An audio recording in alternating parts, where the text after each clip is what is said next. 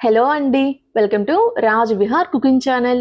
ఈరోజు రెసిపీ వచ్చేసి morning time ఎక్కువ హడావిడి లేకుండా పిల్లల లంచ్ బాక్స్లోకి క్విక్గా రెడీ చేసుకుని బెండకాయ రైస్ అండి. టేస్ట్ అయితే చాలా బాగుంటుంది.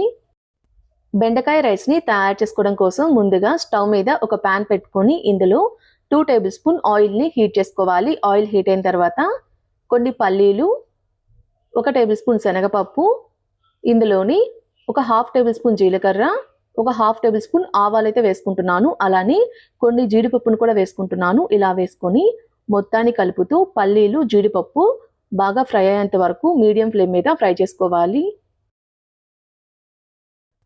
ఇలా కలుపుతూ పల్లీలు బాగా క్రిస్పీగా ఫ్రై అయ్యేంత వరకు ఫ్రై చేసుకున్న తర్వాత ఇప్పుడు ఇందులో 3 వెల్లుల్లిపాయ రెబ్బల్ని కచ్చాపచ్చగా దంచి వేసుకుంటున్నాను. అలానే 2 ఎండుమిర్చిని తుంచి వేసుకుంటున్నాను. ఇందులోని కొన్ని కరివేపాకు రెబ్బల్ని, అలానే కొంచెం ఇంగువ కూడా వేసుకుంటున్నాను ఫ్లేవర్ కోసం. ఇలా వేసుకుని మొత్తాన్ని కలుపుతూ 1 నిమిషం పాటు ఫ్రై చేసుకోవాలి. ఇలా ఫ్రై చేసుకున్న తర్వాత ఇప్పుడు ఇందులో ఒక 1/2 కేజీ బెండకాయల్ని శుభ్రంగా కడిగి ఇలా చిన్న చిన్న ముక్కలుగా కట్ చేసుకుని అయితే వేసుకుంటున్నాను. ఇలా వేసుకొని మొత్తాన్ని కలుపుతూ హై ఫ్లేమ్ మీద ఫ్రై చేసుకోవాలి. ఇలా కలుపుతూ బెండకాయ ముక్కల్ని హై ఫ్లేమ్ మీద ఫ్రై చేసుకోవాలి. ఇలా హై ఫ్లేమ్ మీద ఫ్రై చేసుకుంటే బెండకాయ ముక్కల్లో ఉన్న జిగుడంతా పోయి ముక్క అనేది చితికిపోకుండా నీట్గా ఫ్రై అవుతుంది. ఇలా ఫ్రై చేసుకునేటప్పుడే ఇందులో మీ టేస్ట్కి సరిపడినంత సాల్ట్ కూడా వేసుకొని ఫ్రై చేసుకోవాలి. ఇలా కలుపుతూ మీడియం టు హై ఫ్లేమ్ మీద బెండకాయ ముక్కలు బాగా మెత్తబడి మంచిగా ఫ్రై అయిన తర్వాత ఇప్పుడు ఇందులో ఒక 1/2 టేబుల్ స్పూన్ అంతా పసుపు అయితే వేసుకుంటున్నాను. ఇలా వేసుకొని ఇందులోని మీ తినే కారాన్ని బట్టి కారం అయితే వేసుకోండి. ఇలా వేసుకున్న తర్వాత మొత్తాన్ని కలిసే విధంగా ఓసారి కలుపుకోవాలి.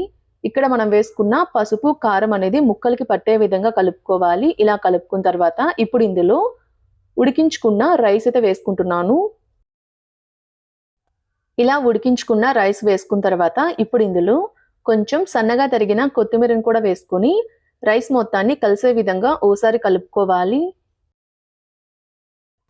ఇలా అన్నం మొత్తం కలిసే విధంగా కలుపుకోవాలి. ఇలా కలిపేటప్పుడే సాల్ట్ చూసి సాల్ట్ కానీ సరిపోకపోతే సాల్ట్ కూడా యాడ్ చేసుకొని రైస్ మొత్తాన్ని కలిసే విధంగా కలుపుకోవాలి. ఇలా కలుపుతూ ఒక 2 నిమిషాల పాటు ఉడికించుకొని స్టవ్ ఆఫ్ చేసి సర్వింగ్ ప్లేట్లోకి సర్వ్ చేసుకుంటే ఎంతో టేస్టీగా ఉండే పిల్లలకి లంచ్ బాక్స్లోకి క్విక్గా రెడీ చేసి బెండకాయ రైస్ అయితే రెడీ అయిపోతుందండి. రైస్ అయితే చాలా టేస్టీగా ఉంటుంది. పిల్లలు కూడా ఇష్టంగా తింటారు. మీరు కూడా ట్రై చేసి ఎలా వచ్చిందో నాకు కామెంట్ చేయండి.